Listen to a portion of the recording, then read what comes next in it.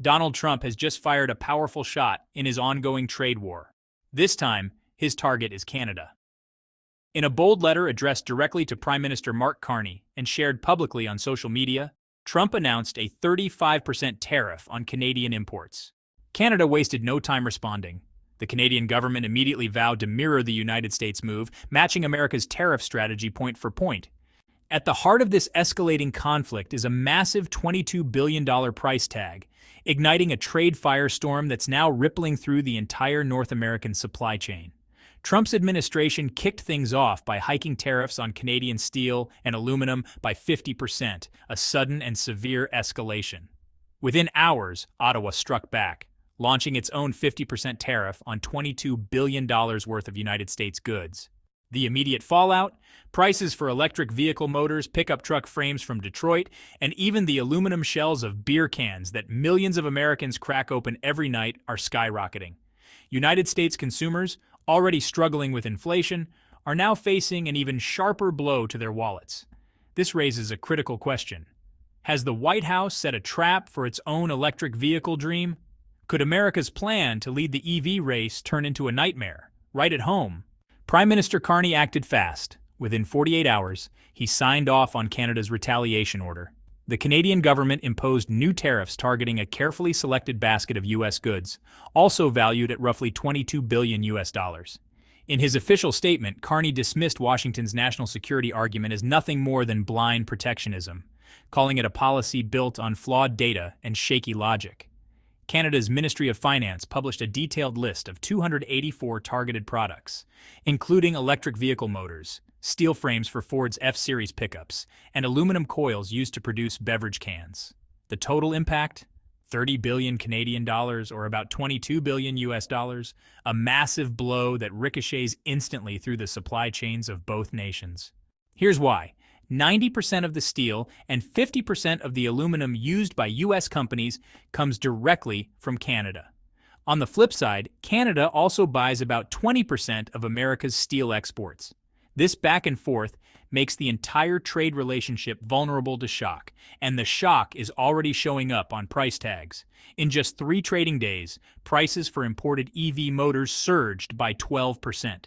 The cost of aluminum beer can sheets on the Chicago Board of Trade jumped above $3,500 per ton, the highest level since 2022. Beverage giants are warning that they'll need to rethink their summer discount strategies as material costs spiral out of control. But Carney didn't stop with tariffs alone. He introduced a new policy demanding that every batch of imported steel must now include full traceability data, from the furnace and mine of origin all the way to carbon emissions per ton. This highlights that Canadian steel is cleaner and more sustainable thanks to 94% of production running on hydropower. Analysts are calling this a climate weapon, a move that leverages ESG standards to put pressure on U.S. producers who rely on coke-fired furnaces. If Washington challenges this at the WTO, they'll have a tough case to make. Meanwhile, Ottawa rolled out an emergency $1.5 billion support package for Quebec's aluminum smelters, aiming to boost capacity and protect thousands of jobs. But within just 7 days, the Aluminum Association of Canada warned that the demand for loans is already pushing the program to its limit. The fear is that if the U.S. tariffs stick around, smelters could run out of cash by winter, forcing Canada to consider additional financial support. Addressing these concerns, Carney remained defiant. He said, "We will not back down, only level up the game." His warning? If Washington refuses to back off by the July 21st deadline, Canada is ready to increase tariff rates further and may even introduce strict quotas on U.S. steel and aluminum imports. This has left the White House facing a serious dilemma. America's EV manufacturers are scrambling to source the motors and battery gearboxes they need. The very 50% tariff designed to pressure Canada has boomeranged back, hitting the U.S. EV industry right where it hurts. If the next round of negotiations fails, tariffs could climb even higher, to 70% on both sides. According to the Bank of Canada, that would slice another 0.8 percentage point off North America's GDP in just 6 months. Investors are now holding their breath. Will Trump, caught in the middle of an election year and rising inflation, be the first to blink? Or will Carney, painting himself as Canada's steel shield, double down? So far, neither side is backing off. The trade war flames are only growing hotter, with no retreat path in sight. Prices for raw materials across North America exploded overnight. Less than 24 hours after Canada's Retaliation was signed, the Midwest Cold-Rolled Steel Index, the key benchmark for pickup frames and EV shells, jumped by $60 per short ton, pushing it to $1,600 per ton, the highest since mid-2022. And the next shock came from aluminum. The Midwest Aluminum Premium, which affects everything from battery anodes to beer cans, surged 54%, hitting an 8-month high at 58 cents per pound, or about $1,270 per ton as of June 2nd. The trade war is no longer a policy debate. It's a real-world economic shockwave. Goldman Sachs now warns aluminum could surge to 70 cents per pound once the full weight of the new 50% tariff filters through the supply chain. The first sector to feel the heat? Packaging. Major players like Ball, Crown, and beer giant Modelo have already sounded the alarm. Aluminum cans, including those used for beer, are now hit with an extra 25% surcharge, stacked on top of the existing steel and aluminum duties. This has sent can costs soaring into double-digit increases within just 3 days, raising fears of fresh waves of inflation in grocery stores. But the biggest blow lands straight in Detroit. Ford has already admitted that its new labor deal adds about $850 to the price of every vehicle, mainly the F-Series pickups, even before the new tariffs are considered. Once the 50% steel and aluminum tariffs kick in, things get worse. According to a chilling J.D. Power report dated April 23rd, automakers will likely have to absorb 70% of the added cost just to keep car sales from crashing. This means Ford, GM, and Tesla are set to lose huge chunks of their profit margins before the bill even reaches Canadian consumers. Trying to pass the cost to buyers won't work for long either. The Anderson Economic Group estimates that Americans will pay more than $30 billion in the first year alone due to car and parts tariffs. In the pickup truck segment, prices could jump by $8,000 per unit, almost 10 times the $850 cost Ottawa projected for raw materials alone. Worse, that smaller $850 figure stays in corporate losses, never crossing back to Canada. Meanwhile, the electric vehicle sector faces its own storm. Samsung SDI has warned that battery materials, especially aluminum-coated anode foil and copper separator film, are now costing more right at the factory level in Indiana and Michigan. They haven't said whether Tesla, Rivian, or GM Ultium will immediately raise EV prices, but they admit their second-quarter profit margins are paper-thin, about as thin as the battery foil itself, because of the new tariffs. With the $7,500 U.S. green tax credit cap, these raw material spikes might erase the entire federal incentive, basically turning it into a reverse tax. That could put a serious dent in Washington's electric vehicle push. In just 1 week, North America has been hit by a double shock record jumps in raw material prices, chaos in the can packaging industry, and automakers forced to eat 70% of the cost hikes just to keep sales moving. Analysts are calling it a $22 billion earthquake. But with costs still climbing, this could just be the first tremor.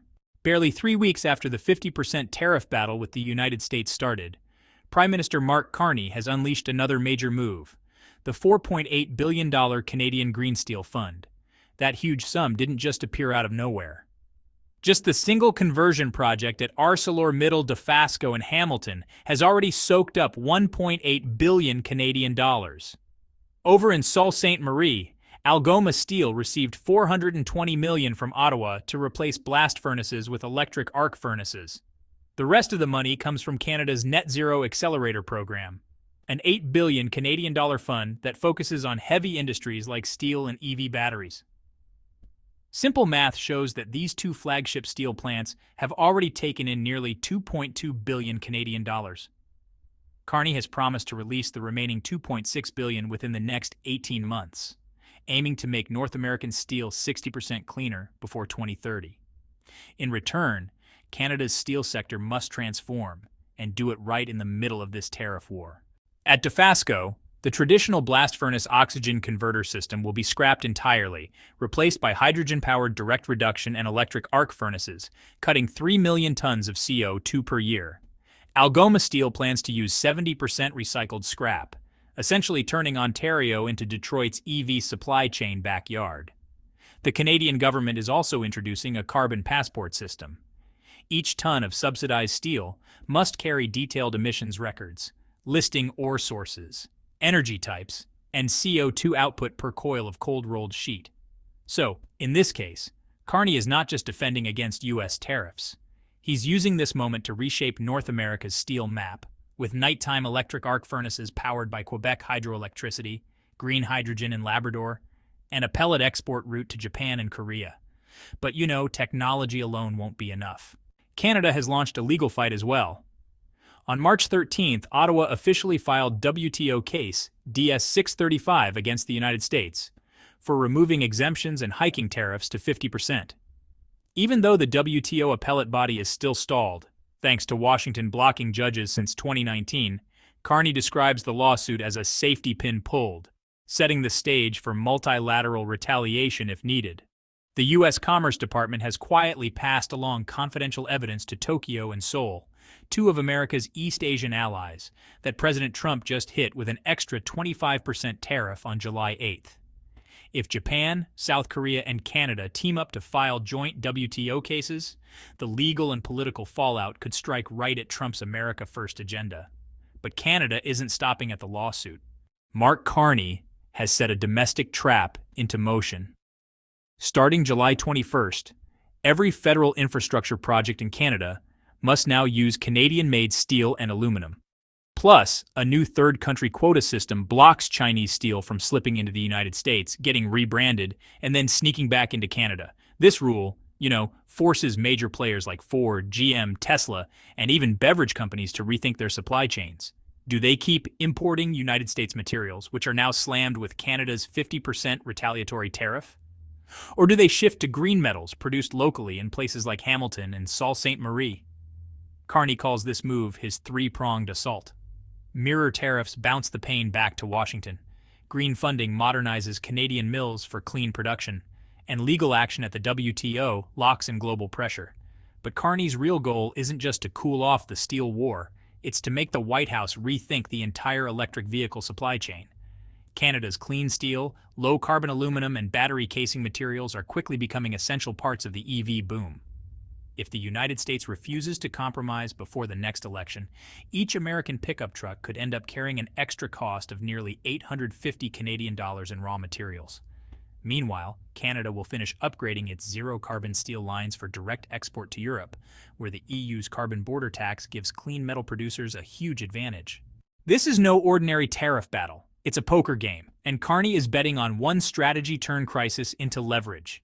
The $4.88 billion Canadian green steel push could be just the beginning of something much bigger. At the very least, it positions Canada as the clean steel leader, right as the EV market explodes.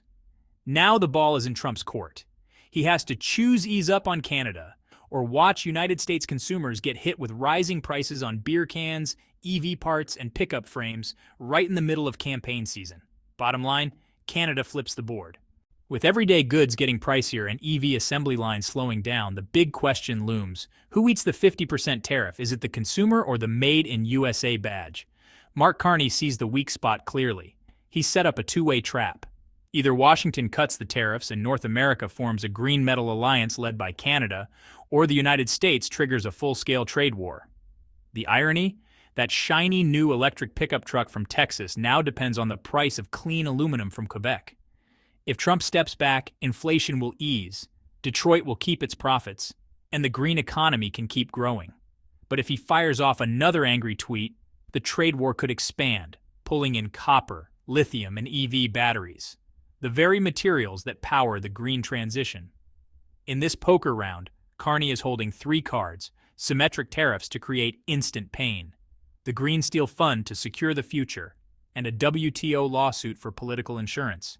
But how many cards does Washington have left when beer can prices soar and EV tax credits shrink under its own tariffs? The market won't wait long to respond. The next 3 weeks will decide. Will America First turn into America Pays? Or will the United States strike a deal before automakers shut down their welding lines? What do you think? Should North America team up for a green steel future or race headfirst into Trade War 2.0? Drop your thoughts in the comments. And don't forget to subscribe to 3 Daily News and hit the bell so you never miss our latest political and economic updates.